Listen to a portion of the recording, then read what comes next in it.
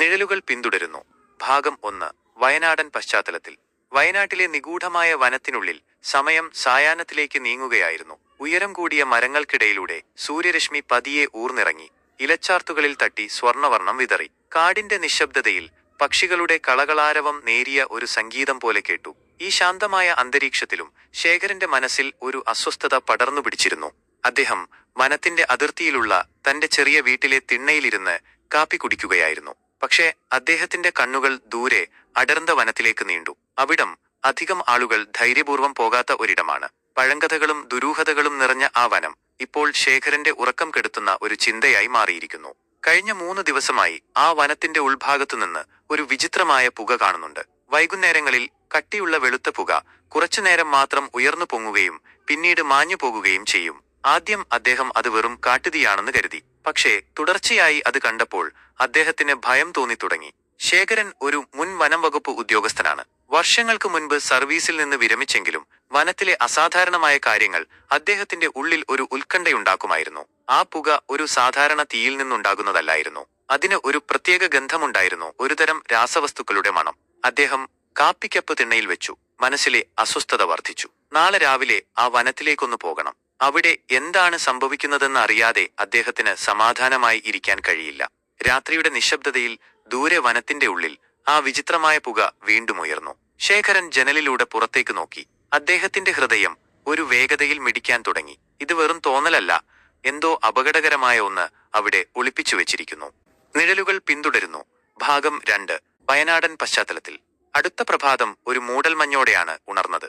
വയനാടിന്റെ തണുപ്പുള്ള കാറ്റ് ഇലകളെ തഴുകി ഒരു നിഗൂഢമായ അന്തരീക്ഷം സൃഷ്ടിച്ചു. ശേഖരൻ നേരത്തെ എഴുന്നേറ്റു. ഇന്നലെ രാത്രി കണ്ട പുക അദ്ദേഹത്തിന്റെ മനസ്സിനെ അസ്വസ്ഥമാക്കിയിരുന്നു. പ്രഭാതകൃത്യങ്ങൾ കഴിഞ്ഞ് അദ്ദേഹം തന്റെ പഴയ വേട്ടപ്പട്ടാളക്കാരന്റെ വേഷം ധരിച്ചു. ഒരു ടോർച്ചും ഒരു ചെറിയ വാക്കത്തിയും എടുത്തു.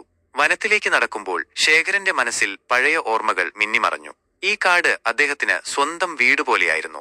ഓരോ മരവും ഓരോ പാറക്കെട്ടും അദ്ദേഹത്തിന് പരിചിതമായിരുന്നു. പക്ഷെ കഴിഞ്ഞ കുറച്ച് ദിവസങ്ങളായി ഇവിടെ എന്തോ മാറ്റം സംഭവിച്ചിരിക്കുന്നു. ആ വിചിത്രമായ പുകയുടെ ഉറവിടം കണ്ടെത്താതെ അദ്ദേഹത്തിന് മുന്നോട്ടു പോകാൻ കഴിയില്ലായിരുന്നു. അദ്ദേഹം അടർന്ന വനത്തിലേക്ക് പ്രവേശിച്ചു. ഉയരം കൂടിയ മരങ്ങൾ സൂര്യരശ്മിയെ മറച്ചു.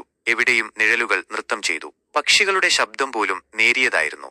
ശേഖരൻ ശ്രദ്ധയോടെ മുന്നോട്ട് നടന്നു. വഴിയിൽ കണ്ട കാൽപ്പാടുകൾ അദ്ദേഹത്തെ കൂടുതൽ ജാഗരൂകനാക്കി. ഇത് സാധാരണക്കാരുടെ കാൽപ്പാടുകളല്ല, വലിയതും ആഴത്തിലുള്ളതുമായിരുന്നു അവ. കുറച്ചു ദൂരം നടന്നപ്പോൾ ശേഖരന് നേരിയ ഒരു ഗന്ധം അനുഭവപ്പെട്ടു. ഇന്നലെ കണ്ട പുകയ്ക്കുണ്ടായിരുന്ന അതേ ഗന്ധം. രാസവസ്തുക്കളുടെയും കരിഞ്ഞതിന്റെയും ഒരു മിശ്രിതം. ഗന്ധം വരുന്ന ദിശയിലേക്ക് അദ്ദേഹം വേഗത കൂട്ടി നടന്നു. പെട്ടെന്ന് ഇലകൾ അനങ്ങുന്ന ശബ്ദം കേട്ട് ശേഖരൻ നിന്നു. അദ്ദേഹം ചുറ്റും ശ്രദ്ധിച്ചു. മരങ്ങൾക്കിടയിൽ ഒരു നിഴൽ അനങ്ങുന്നത് പോലെ തോന്നി. ഒരു മൃഗമായിരിക്കാം, അദ്ദേഹം സ്വയം പറഞ്ഞു. പക്ഷെ അദ്ദേഹത്തിന്റെ മനസ്സതിനെ വിശ്വസിച്ചില്ല. അദ്ദേഹം പതുങ്ങി ശബ്ദം കേട്ട ദിശയിലേക്ക് നീങ്ങി. കുറച്ചുകൂടി മുന്നോട്ടു പോയപ്പോൾ മരങ്ങൾക്കിടയിൽ ഒരു ചെറിയ വെളിച്ചം കണ്ടു. ഇന്നലെ രാത്രി കണ്ട അതേ വെളിച്ചം. ശേഖരന്റെ ഹൃദയം വേഗമാകമിടിക്കാൻ തുടങ്ങി. അദ്ദേഹം വെളിച്ചത്തിനടുത്തേക്ക് പതുങ്ങി നടന്നു.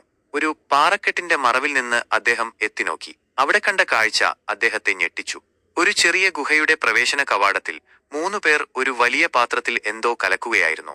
അവരുടെ ചുറ്റും വിചിത്രമായ ഉപകരണങ്ങളും കുപ്പികളും ചിതറിക്കിടക്കുന്നുണ്ടായിരുന്നു. അവരിൽ ഒരാളുടെ കയ്യിലുണ്ടായിരുന്ന ഒരു ടോർച്ചിൽ നിന്നാണ് ആ തണുത്ത വെളിച്ചം വരുന്നത്. ആ പുക അവർ ഉണ്ടാക്കുന്ന എന്തോ രാസമിശ്രിതത്തിൽ നിന്നുള്ളതായിരുന്നുവെന്ന് ശേഖരന് മനസ്സിലായി. പക്ഷെ അവരെന്തിനാണിത് ചെയ്യുന്നത്?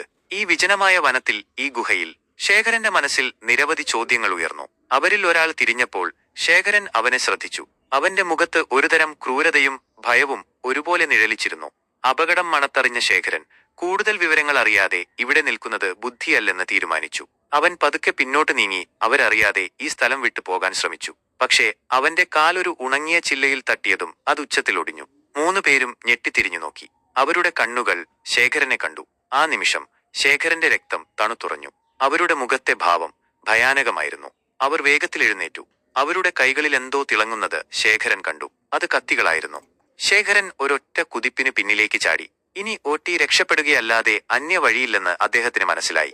ആ 3 പേരും കത്തിയുമായി അദ്ദേഹത്തിന് പിന്നാലെ ഓടാൻ തുടങ്ങി. വനത്തിന്റെ നിശബ്ദതയെ ഭേദിച്ച് അവരുടെ ഭീകരമായ അലർച്ച മുഴങ്ങിക്കേട്ടു. ശേഖരൻ തന്റെ ജീവനു വേണ്ടി ഓടുകയായിരുന്നു. ആ നിഴലുകൾ അവനെ പിന്തുടർന്നുകൊണ്ടേയിരുന്നു.